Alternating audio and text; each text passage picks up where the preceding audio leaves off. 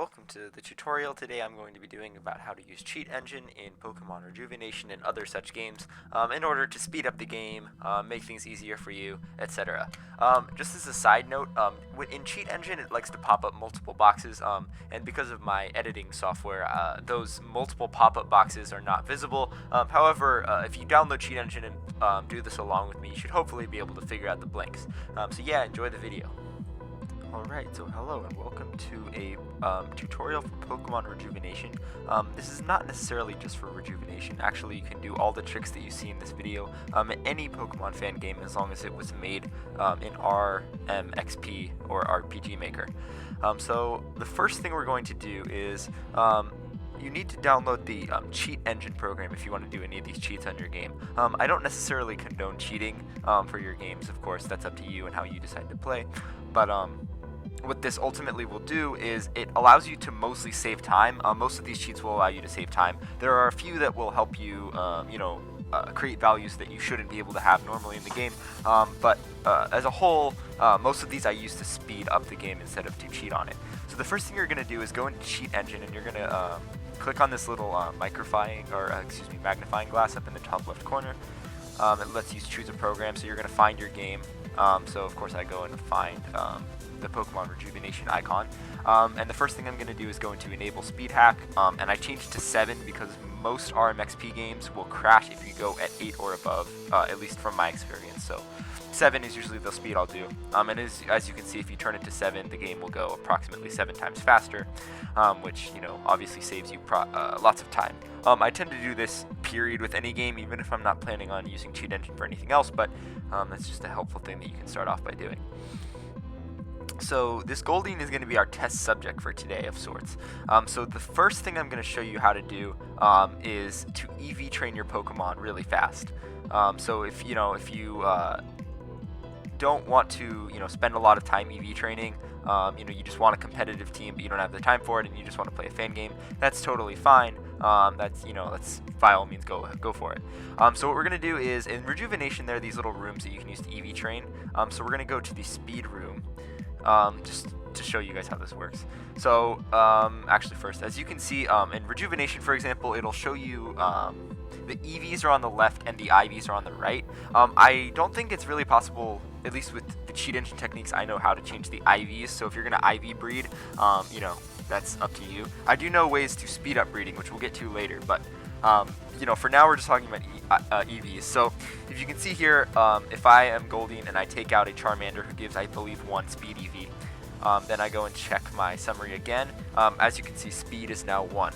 So how Cheat Engine calculates values, at least numerical values such as EVs, is it always is the value that it actually is, so it's 1, and it is 2 times your value plus 1. So you can type 2 and then the little asterisk sign, which represents time, or times, times your value plus 1, which is 3. Of course, if you can do that math in your head, that's fine. You can also just type 3. But yeah, that works. So you're going to search that value. So of course, there's tons and tons and tons of values in the game that are 3, which is why we need to use Cheat Engine. The name of the game in this is changing the value somehow. So what we're going to do is we're trying to find a value that we know is the value, and then we can manipulate it. So for example, if I kill another thing that has speed, which was Rattata there, now I have 2 speed EVs, and of course 2 times 2 plus 1 is 5. So then you type 5 up here and you click next scan or you click enter. Now there's 23 values left. Of course we don't know which of the 23 it is and don't necessarily want to mess up any of the inner workings of the game. So we're going to go through the process once more. Kill one more thing, one more Pokemon in the speed room, and then when we check again, we now have 4 speed EVs because Pikachu gives 2 for what it's worth. So now we know that 4 times 2 plus 1 is 9, so we go and we get 9, and now there's 2 values, so we will go ahead and take out one more Pokemon, which is actually not necessary because if you look on the Cheat Engine program, there's a value which is now 0. Of course, a value of 0 cannot be an EV value, so of course that's the stray, and then the value you have below is the 9, which is the speed EV. So for convenience sake, we will just go ahead and take that value. However, if you want to check what you're doing, I'm going to go ahead and take out this Rattata here. And you go ahead and check that again. Now I have 5 speed EVs, which times 2 plus 1 is 11. And as you can see on the left, that value is now 11, meaning it is correct. So what you do is you double click the value you're looking for, in this case the EV. And then what you can do is you can click this box. This makes so when you click the box on the left, the active box, what that does is it makes it so the the value that you've selected will not change even if it would normally in the game. So for example, now that I've checked it at 11 and I go and battle a Pokemon, say Voltorb here, it should give me 1 or 2 speed EVs, but when I go back and check it, it's still 5, meaning that the value was stuck in place. In EV training specifically, what you want to do is you want to double click the value, the address and the type you don't want to change because that can affect your game data and make it, the game crash. It's happened to me before. So what you want to do is change your value to whatever you want. So say that I was going for a perfect speed, say I wanted a 252 speed, 252 attack Goldeen for whatever reason. So what I would do is, of course, to get there, because I know the value is 11, which means it's 5, so what I need to do is multiply 252, which is the value I'm going for, times 2 plus 1, and what? Oh, that's right. So you actually have to do the math in your head if you're changing values. So that means 252 times 2 plus 1 is 505. So you do that, and then you you insert that as the value, and you can uncheck or check this box for this process. It doesn't matter because your EVs won't be changing unless you go ahead and kill something. So as you can see, now I have 252 EVs in speed, thus saving myself a lot of time. So that's how you EV train in speed. And also in any other stat if you want to. So just going through the process again really quickly with a different stat, we're going to go into the HP room, because why not train HP? So we're going to find the stat we're looking for, or find the value we're looking for, excuse me. So we have 2 EVs in HP, so you need to click new scan for this one, or else it will keep scanning for the previous one and not find anything. So we have 5. Going to knock out this Jigglypuff, and now we should have, I believe, 4. So 4 times 2 plus 1 is 9. Now we have 44 values of that same thing. Go for the process one more time. And we have 5, so that's 11. And then you take your 11, and again you can do the same thing. So if I want 252, I'll make it 505. And then when I quit the stat screen and go back, I have 252 in HP and 252 in speed. So that is how you EV train in RPG Maker games with Cheat Engine. Of course, this works in Rejuvenation and any other game that you choose to do. Alright, so the next one we're going to do for how to use Cheat Engine is going to be your money in this game. This is a pretty basic one, probably one of the easiest that you can do with Cheat Engine. So what I'm going to do here is I'm actually going to go out to a shop to kind of show you how this works. So what you do in this to get your money replicated is you take your value as usual, as I said in the EV training section. Your value is the number that you have times 2 plus 1. So in this case it's 60763, and then I'm multiplying that by 2 plus 1, and that gives me 8 values because of course there's not going to be that many values with that number. So what you want to do is, because in the end it ultimately doesn't matter if you're going to be manipulating your money, like if you spend any right now, you can go ahead and buy something. Now I want to note that in the time since I've opened up this menu, the values that were 5 of them have changed. Therefore, since this value obviously hasn't changed in the game, you know that it is the same thing. So I can click next scan because it's gonna scan for the same number, and it will eliminate those values that are incorrect. Thus saving you just a little bit of time in searching. So what I want to do here is buy any item. I'm going to buy a Pokeball. Why not? And that brings my value to 60,563 Poké Dollars instead of 700. Excuse me. And then, as you can see on the left, the middle value changed from 527 to 127, which is a difference of 400. Which, of course, the difference in the Pokeball price was 200. So multiply that by 2, and there you've got your new value change. So bringing it down here, you can change your value to whatever you want. Keep in mind you must make it an odd number, because if you do an even number, the game will crash because the game does not do half Poké Dollars. It just doesn't work. So if I wanted to go all the way up to max money, I would just do that 1999, which is with 6 9s. And then when I quit and go back in, I will have max money. For example, again using this active button, if I click the X and I want to buy, say, 20 Pokeballs, but I don't want my money to go down at all, I can do that. And then, as you can see, the value went down temporarily but went back up, ultimately meaning that I didn't lose any money at all. Whereas, if I unclick the box and I buy a Pokeball, my money will permanently stay down. So if you're in a tight spot, you can use that cheat to get more money. If you're kind of not in the mood to play a money type game, where you don't want that to be a challenge of your run, it's a theme of a monotype, whatever you want to do. That's the way that you modify money in Pokemon Rejuvenation and other games using Cheat Engine. Alright, so the next thing we're going to be doing is actually modifying items. So items modifications are kind of fickle in some ways, in that you need at least 2 of the item reliably if you want to actually pull this off. Because if you don't have 2 of the item, then I don't know how to do it with Cheat Engine, and you're going to have to probably edit your save file other ways. Because as I said before, the point of Cheat Engine, manipulating values is changing them and then being able to find the value that you changed. So specifically, as you can probably tell from the money section, you can do it with any item that has a value that's greater than 2. Like, for example, if it's Firestone, of course I go into a new scan. 8 times 2 plus 1 is 17, so I search for 17. And then I can simply toss one out, because I'm going to replicate them anyways. So now I have 7, so that should be 15 up here. And then there's 2 values, so I can toss one more. Oops, I can toss one more out. And then I will have 13. Or 6, which translates to 13, so then that's the value for my Firestones. Change that back up to 19. Close the page, come back, and I have 9. So that's how you use it for items in the basic sense. I'm just going to show you what you would tend to do if you have an item that only has 2, for example, Dread Plate. I don't know why you would want more of those, but for Dread Plate, I obviously don't want to toss one out because there's tons and tons and tons of values that have 5 and 3 in this game, and so if you toss it out and can't find the correct value, obviously if you throw out the item, the values will be reset in your bag for which item is which. Therefore, it's not a smart plan to actually do that. So if I want to calculate Dread Plate, of course I have 2, so that's 5 in here. So what I'm going to do is, instead of tossing it, I will give it to a Pokemon. This time I'll give it to Machamp.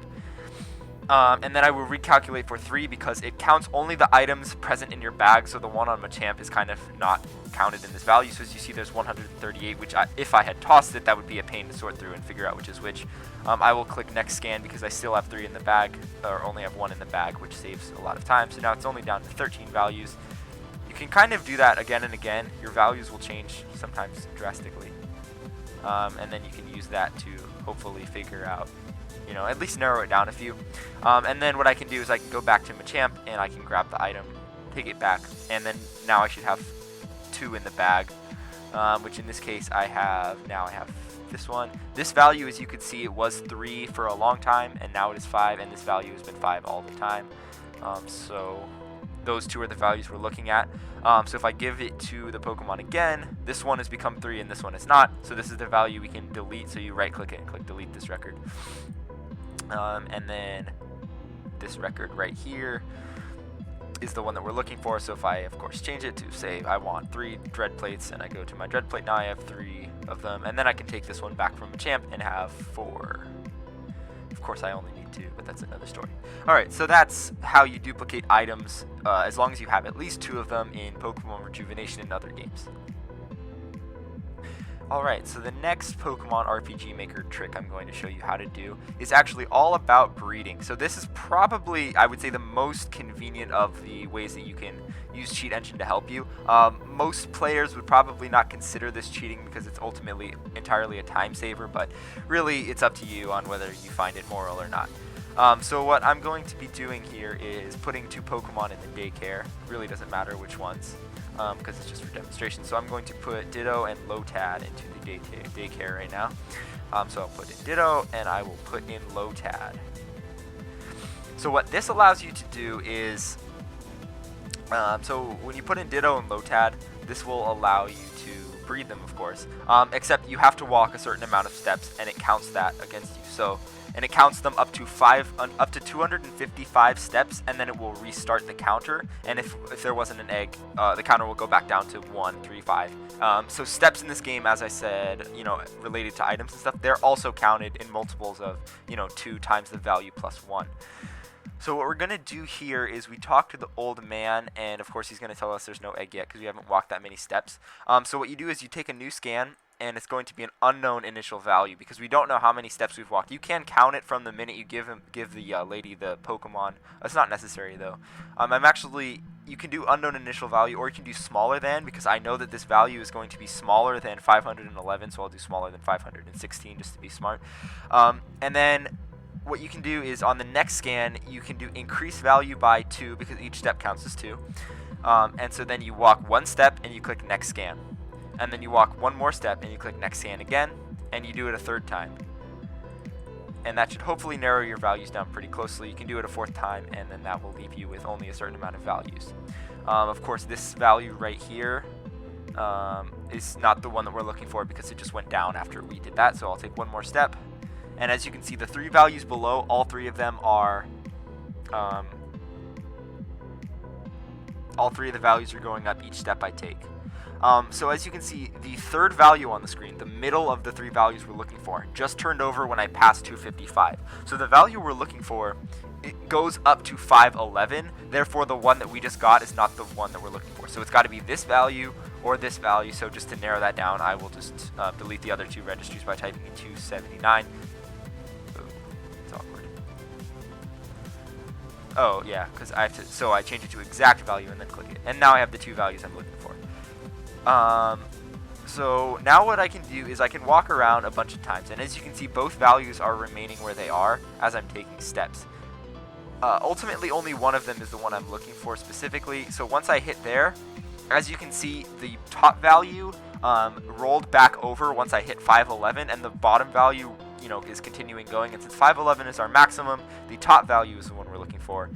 So I will take it. So what you need to do to generate eggs is you need to. I'm actually going to run inside real quick and deposit these Pokemon, because I'm going to show off eggs in a second. Okay, so what you need to do is you need to go and talk to this man, and as you can see, he still hasn't found an egg. So what you do is you click the X here, which activates the value, and you set this to exactly 511. So now when you walk around a few steps, every step you take, it checks to see if there's an egg. So effectively, that will give you an egg every time you kind of go like this. So you can just farm a party of eggs really quickly. So if you know you're doing IV breeding, it saves you a lot of time really quickly. So that's how you do the first part of it, which is generating eggs. So as you can see, I didn't get an egg there, but I should this time. There we go. So now I have a party full of 5 eggs, I believe. So the next thing that I'm going to do is, oh, by the way, if you're done getting eggs, you need to make sure you unclick this box. Because if you leave it checked and you walk away and try to say collect your Pokemon out of here, then she will mention that her husband's looking for you because another egg generated. So as you can see, the value down there is now counting up again because I unchecked the box, and that's how you finish that part of the action there. One thing I forgot to mention so far is that if you double click the description box, you can change what the description is. So for example, if I wanted to call this egg generation, so that I remember as I'm playing the game which value I need to change to generate eggs, that's how you do it. So what I'm going to do now is hatch the eggs really quickly. As you can expect, eggs have a certain amount of steps that they need to, hatch. So what you need to do is, it's same deal. 2 times the value plus 1. So all of the eggs in this game have hatch rates that take more than 3,000 steps, I believe. Perhaps Magikarp and Feebas are less, but for most Pokemon, you can assume that it's bigger than 3,000. This weeds out a ton of the values, for example, the items in your bag and stuff. So always doing bigger than 3,000 is a smart way to go. It still gives you a lot of values, but at least it takes out more than half of the ones in the game.